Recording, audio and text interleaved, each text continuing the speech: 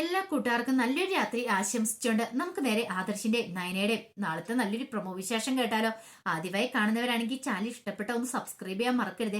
അതോടൊപ്പം തന്നെ വീഡിയോ ഇഷ്ടപ്പെടുവാണെങ്കിൽ ലൈക്ക് ചെയ്യാനും മറക്കരുത് കേട്ടോ. നമ്മുടെ മുന്നോട്ടുള്ള യാത്രയിൽ നിങ്ങളുടെ ലൈക്ക് സപ്പോർട്ടാണ് നമുക്ക് ഏറ്റവും കൂടുതൽ പ്രചോദനമായി മാറിക്കൊണ്ടിരിക്കണേ. അപ്പൊ നമുക്ക് നേരെ വിശേഷത്തിലേക്ക് പോയാലോ. നാളത്തെ വിശേഷത്തിൽ നമ്മൾ കാണുന്ന അനി ഹോസ്പിറ്റലിലേക്ക് വരുവാണ്. ഈ സമയത്ത് നന്ദുവും കനകയും അവിടെ ഉണ്ട്. പിന്നീട് നയനെ കുറിച്ച് ചോദിക്കുന്നുണ്ട്. ആ സമയം നന്ദു പറഞ്ഞു, നയനേച്ചിക്ക് ബോധം വന്നു, കുഴപ്പമൊന്നുമില്ല, സർജറി ഒക്കെ സക്സസ് ആയിരുന്നു പറയാണ്. ഞാനിന്ന് നയനടുത്തെ കണ്ടിട്ട് വട്ടെ എന്ന് പറഞ്ഞുകൊണ്ട് അനി അങ്ങോട്ട് ചെല്ലുവാണ്. പിന്നീട് നയനെ കണ്ട് സംസാരിക്കുകയാണ്. നയന പറഞ്ഞു, എനിക്ക് കുഴപ്പമൊന്നുമില്ല അനി, വീട്ടിൽ ആരോടും പറയണ്ട, മുത്തശ്ശനും ഈ കാര്യം അറിയാൻ പാടില്ലെന്ന് പറയാം. ഇല്ല, ഞാൻ ആരോടും പറഞ്ഞിട്ടില്ല നയനടുത്തി. പക്ഷെ ഇത് അറിഞ്ഞിട്ടുണ്ടെങ്കിൽ നയനടുത്തിയാണ് കരള് കൊടുത്തതെന്ന് അറിഞ്ഞാൽ വെല്ലുമ്മ ചിലപ്പോൾ കരള് പോലും സ്വീകരിക്കാൻ തയ്യാറായെന്ന് വരത്തില്ലെന്ന് പറയാം. ഇത് കേട്ട നയന പറഞ്ഞു, ഒരു കാരണവശാലും അമ്മ അറിയാൻ പാടില്ല, അറിയാലോ ഇപ്പൊ നമുക്ക് കുറച്ചു പേർക്ക് മാത്രമേ ഈ കാര്യങ്ങളൊക്കെ അറിയത്തുള്ളൂ എന്ന് പറയാം. നിനക്കറിയാലോ, ഇത് അറിഞ്ഞു കഴിഞ്ഞിട്ടുണ്ട്, ചിലപ്പോൾ അനാമി അറിഞ്ഞു കഴിഞ്ഞിട്ടുണ്ടെങ്കിൽ ഉറപ്പായിട്ടും ഇത് വീട്ടിലറിയിക്കും, പിന്നീട് അത് വെല്ലുമ്മ അറിയുമെന്ന് പറയാം. അങ്ങനെ ഒന്നും സംഭവിക്കില്ല, നയനടുത്ത് ധൈര്യമായിട്ടിരുന്നു, ഒന്നും സംഭവിക്കില്ല എന്നൊക്കെ പറഞ്ഞിട്ടാണ് അനി പുറത്തേക്ക് ഇറങ്ങി വരുന്നത്. പിന്നീട് അനി നേരെ ദേവേനെ കാണാൻ പോകുന്നുണ്ട്. ഇതുവരെയായിട്ടും ദേവേനെ കാണാൻ ചെന്നില്ലായിരുന്നു. അങ്ങനെ ദേവേന്റെ അടുത്തേക്ക് ചെല്ലുവാണ്. അനിയെ കണ്ടതും ദേവേനെ നീ വന്നോ എന്ന് ചോദിക്കുകയാണ്. പിന്നീട് മുത്തശ്ശനും കാര്യങ്ങളൊക്കെ ചോദിക്കുന്നുണ്ട്. അതിനുശേഷം പറഞ്ഞു, അതേ അനാമിക മോള് വീട്ടിലാന്ന് പറഞ്ഞല്ലോ, അനാമിക മോൾ എന്നെ കാണാൻ വന്നിട്ടുണ്ടായിരുന്നു, അവൾക്ക് ഭയങ്കര വിഷമായി, അവൾ എനിക്ക് കരള് തരാന്നൊക്കെ പറഞ്ഞു. പക്ഷെ അതിനു മുമ്പ് ഒരു പെൺകുട്ടി എനിക്ക് കരള് തരാൻ സമ്മതിച്ചുകൊണ്ട് പിന്നെ അതിന്റെ ആവശ്യം വന്നില്ല, അല്ലെങ്കിലും അവൾ നല്ല സ്വഭാവമുള്ള പെൺകുട്ടിയാ, അതുകൊണ്ടല്ലേ എനിക്ക് കരൾ പകുത്തു തരാൻ വരെ അവൾ തയ്യാറായെന്ന് ചോദിക്കുക. ഇത് കേട്ട് കഴിഞ്ഞപ്പോഴത്തേനും എനിക്ക് പറയണമെന്നുണ്ടായിരുന്നു, അവള് നല്ല തരവ് തന്നതാ, ബ്ലഡ് കൊടുക്കാൻ പോലും തയ്യാറാത്തവളാ ഇനി കരള് കൊടുക്കാനായിട്ട് വരുന്നേ. ഈ സമയം ദേവേനെ പറഞ്ഞു, ബ്ലഡും അനാമികോള് തന്നേനും അവളുടെ ഒരേ ബ്ലഡ് ഗ്രൂപ്പ് തന്നെയല്ലേ, പക്ഷെ എനിക്ക് വേറെ ബ്ലഡ് കിട്ടിയതുകൊണ്ടാ, അവൾ അത്ര നല്ല പാവം കുട്ടിയാ, ഒരു കാരണവശാലും നീ അവളെ കൈവിട്ട് കളയല്ലേ. അല്ല, നീയുമായിട്ട് എന്തൊക്കെയോ പ്രശ്നങ്ങളുണ്ടെന്ന് അറിഞ്ഞല്ലോ അനി, എത്രയും പെട്ടെന്ന് നീ അവളെ വീട്ടിലേക്ക് കൂട്ടിക്കൊണ്ട് പോകണമെന്ന് പറയാ.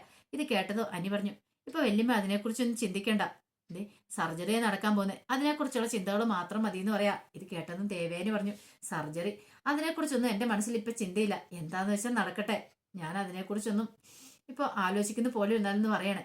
എന്റെ മനസ്സിൽ അനാമികമോളും നീയും തമ്മിലുള്ള ജീവിതമൊക്കെ ഇരിക്കുന്നത് അറിയാലോ, ഒരു കാരണവശാലും നിങ്ങൾ തമ്മിലുള്ള ബന്ധം ഒളിഞ്ഞു പോരുത്, നല്ലൊരു ബന്ധമായിരിക്കണം നിങ്ങൾ തമ്മിൽ, എന്നാൽ രണ്ടുപേരും നന്നായിട്ട് ജീവിക്കണം എന്നൊക്കെ പറയണം.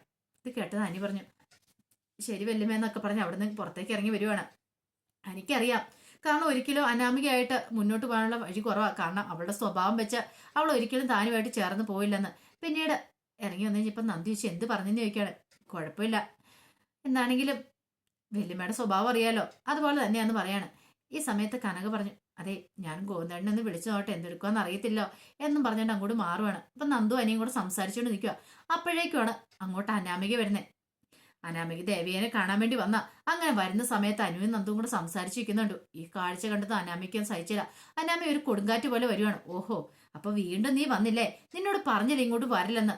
ഇത് കേട്ട് കഴിഞ്ഞപ്പോഴത്തേനും നന്ദു പറഞ്ഞു, ഇത് ഹോസ്പിറ്റലാണ്, ഞാൻ ഇവിടെ വന്നിരിക്കുമെന്ന് പറയാം. നീ എന്ത് കാണാനാ ഇവിടെ വന്നിരിക്കുന്നേ, നിന്റെ ആരെങ്കിലും ഇവിടെ അഡ്മിറ്റ് ആയിട്ട് കിടക്കുന്നുണ്ടോ? ഇല്ലല്ലോ, പിന്നെന്താ കുഴപ്പം? ചേട്ടത്തി അനിയത്തിയും കൂടെ ഒരു ഡ്രാമയും കളിച്ചോണ്ടോ നിൽക്കുന്നു, നാണം ഉണ്ടോടി നിൽക്കുന്നു ചോദിക്കാം. ചേട്ടത്തിയാണെങ്കിൽ അതെ വല്യമ്മേനെ ഈ വിധത്തിലാക്കിയിട്ടു, എന്നിട്ട് അനിയത്തി വലിയ സെന്റിമെന്റ്സ് കാണിച്ച് വന്നുകൊണ്ടിരിക്കുന്നു. ഇവിടെയാണെങ്കിൽ പിന്നെ കുഴപ്പമില്ലോ, രണ്ടുപേർക്ക് സൊള്ളിക്കൊണ്ട് നിൽക്കാലോ, അപ്പൊ അതിനു വേണ്ട എന്റെ ഭർത്താവിനെ വശത്താക്കാൻ വേണ്ടി വന്നായിരിക്കും അല്ലേന്ന് ചോദിക്കാം. നന്ദു പറഞ്ഞേ, അനാമികയെ നീ സൂക്ഷിച്ച് സംസാരിക്കണം, അല്ല തന്നെ ഞാൻ നല്ല മാനസികാവസ്ഥയിലല്ലെന്ന് പറയാം. അതിനെക്കുറിച്ചുള്ള ചിന്തകളിൽ ഇരിക്കുന്ന സമയത്താണ് അനാമികയുടെ ഈ പ്രകടനങ്ങളൊക്കെ. ഇത് കേട്ട് കഴിഞ്ഞപ്പോ തന്നെ അനാമിക പറഞ്ഞു, കാണിച്ചു തരാടി നിനക്ക് നാണം ഉണ്ട് നിനക്ക്, നീ എന്റെ ഭർത്താവിനെ കയ്യിലടക്കാൻ നോക്കുന്നോ? അനി പറഞ്ഞു, സൂക്ഷിച്ച് സംസാരിക്കണം, സംസാരിച്ചാൽ നീ എന്ത് ചെയ്യും ഒന്ന് ചെയ്ത് കാണിച്ചെന്ന് പറഞ്ഞു അങ്ങ് ചെല്ലുവാണ്. അനിക്കും കൂടെ പെരുത്തേറി.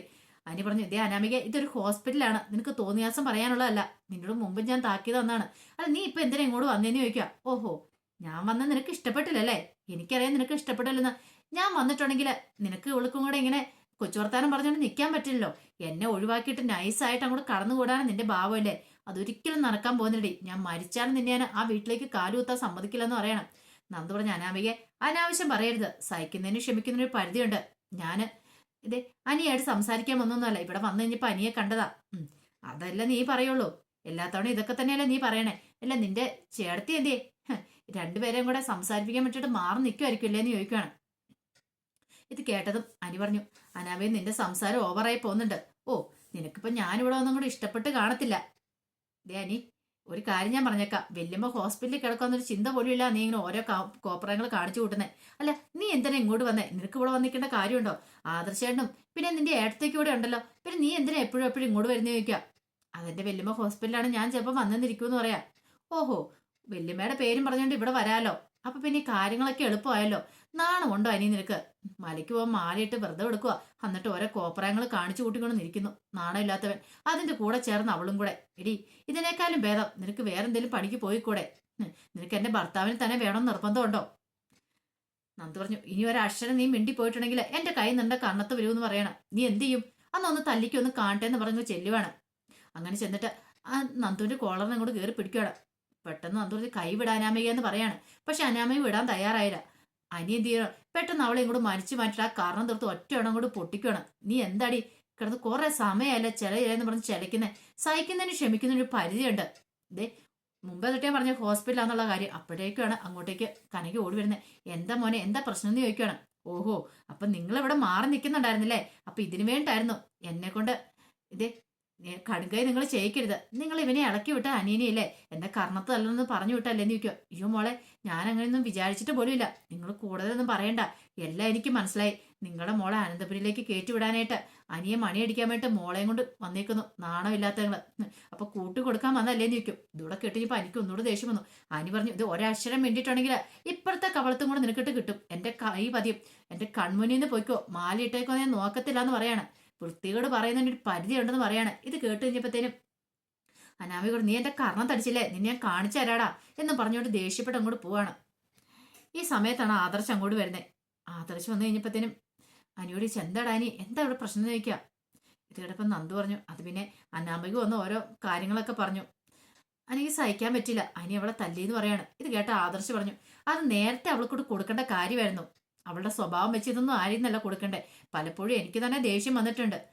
ഇത് കേട്ടും കനക്ക് പറഞ്ഞു, എന്നാലും മോനെ ഇത് ശരിയാവും തോന്നുന്നുണ്ടോ? ഇതെങ്ങാനും ഇനിയിപ്പോൾ വീട്ടിലറിഞ്ഞിട്ടുണ്ടോ ആകെപ്പാടെ പ്രശ്നമാകത്തില്ലേ? അന്ന് പറഞ്ഞിട്ട് കാര്യമുണ്ടോ വല്യമ്മേ? അല്ല, അന്ന് പറഞ്ഞിട്ട് കാര്യമുണ്ടോ ആൻറ്റി? ഒന്ന് ഓർത്തു നോക്കിയേ. അവളെ സഹിക്കുന്നതിന് അപ്പുറം ഞാൻ സഹിച്ചു, ഇനി എനിക്കൊണ്ട് പറ്റില്ല, ഞാനും മടുത്തെന്ന് പറയാണ് എന്നും പറഞ്ഞ് അനിയും അങ്ങോട്ട് പോവാണ്.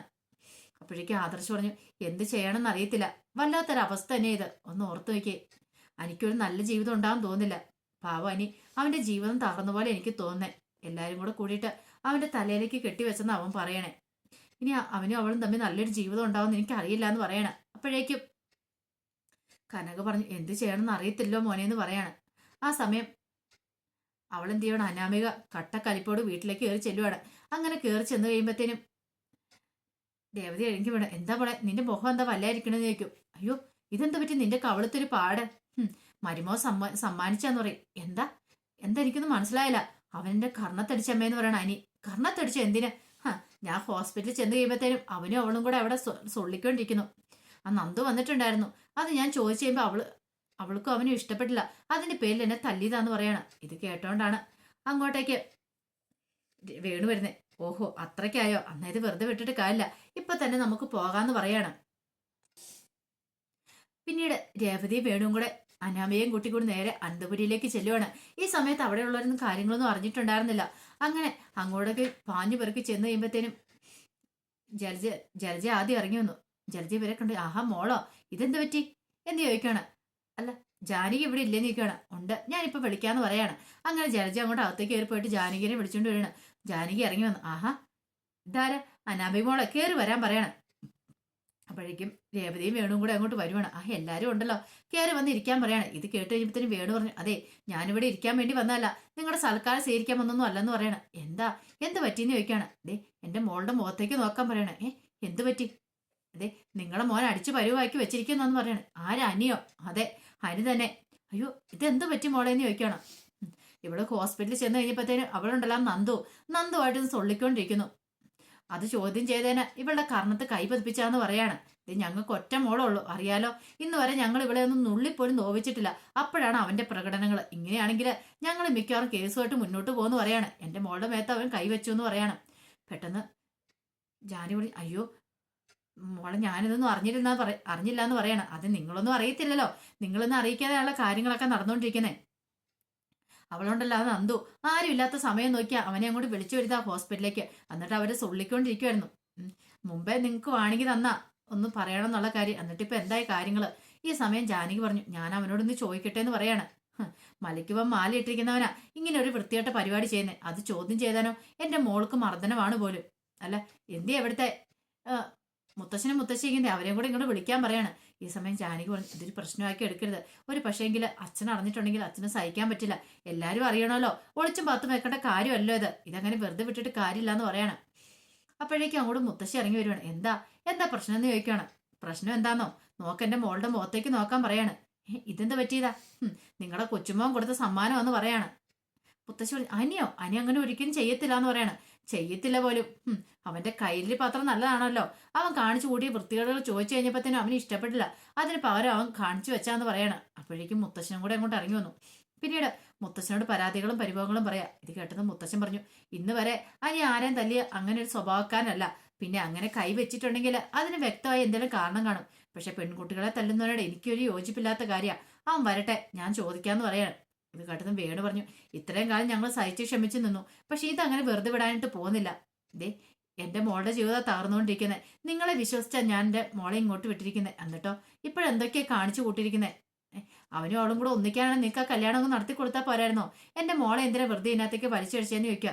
മുത്തശ്ശൻ പറഞ്ഞു, അതെ ഇതൊക്കെ ഞങ്ങൾ നേരത്തെ അറിയത്തില്ലായിരുന്നു. അറിയായിരുന്നെങ്കിൽ ഒരു കാരണവശാലും സമ്മതിക്കില്ലായിരുന്നു. പിന്നെ ഈ പറയുന്ന അനാമികയ്ക്ക് അനിയും നന്ദുവും തമ്മിലുള്ള ബന്ധത്തെക്കുറിച്ച് അറിയായിരുന്നല്ലോ. പിന്നെ എന്തുകൊണ്ടാ വീണ്ടും അനാമിക അവന്റെ ജീവിതത്തിലേക്ക് കയറി വന്നേ? ഇതറിയായിരുന്നെങ്കിൽ നിങ്ങൾക്കൊക്കെ അറിയാവുന്ന കാര്യമായിരുന്നെങ്കിൽ അവനുമായിട്ടുള്ള ഈ ബന്ധമായിട്ട് മുന്നോട്ട് പോകാതിരിക്കുന്നല്ലായിരുന്നു നല്ലതെന്ന് ചോദിക്കുക. ഇത് കേട്ടോ ദേവത പറയും, ഓ ഇങ്ങനെയാ നിങ്ങളെ കുടുംബം എന്ന് ഞങ്ങൾ അറിഞ്ഞിരുന്നില്ല. അങ്ങനെ അറിയുമായിരുന്നെങ്കിൽ ഒരു കാരണവശാലും ഇങ്ങോട്ട് എന്നെ മോളെ ഞാൻ പറഞ്ഞു വിടില്ലായിരുന്നു പറയാണ്. ഇത് കേട്ടത് മുത്തശ്ശന് നല്ല ദേഷ്യം വന്നു. മുത്തശ്ശന് മനസ്സിലായി എന്തോ അത്ര തക്കതായ കാര്യം ഉണ്ടാട്ടാ. അല്ല അനി ഒരിക്കലും ഇങ്ങനെയൊന്നും ചെയ്യുന്നവനല്ല. ചെയ്തിട്ടുണ്ടെങ്കിൽ അതിന് വ്യക്തമായ കാരണം കാണുമെന്ന് മനസ്സിലായി. പിന്നീട് പറഞ്ഞു, അവനിങ്ങോട്ട് വരട്ടെ, ഞാൻ ചോദിക്കാന്ന് പറയണേ. ഈ സമയം ജലജ അങ്ങോട്ട് ഇറങ്ങി വന്നു. ജലജ കണ്ടിത് ജലജയ്ക്ക് സന്തോഷമായി. കൊള്ളാം, സൂപ്പർ ആയിട്ടുണ്ട്. ഇനി ഇതങ്ങോട്ട് കത്തിപ്പടർന്ന് കീറിക്കോളും. ഇത് മാക്സിമം എരിപൊരി കയറ്റി വിടണം. എങ്കിൽ മാത്രം താൻ ഉദ്ദേശിച്ചവിടെ കാര്യങ്ങളൊക്കെ നടക്കുള്ളൂ എന്ന് ജലജ മനസ്സ് വിചാരിക്കുകയാണ്. അപ്പൊ അതിന്റെ വിശേഷങ്ങളൊക്കെ നാളെ കാണുന്നത്. ആ വിശേഷങ്ങളൊക്കെ നമുക്ക് എല്ലാവർക്കും കാത്തിരിക്കാം കേട്ടോ. ഒരിക്കൽ കൂടി എല്ലാവർക്കും നല്ലൊരു രാത്രി ആശംസിച്ചു നിർത്തുന്നു.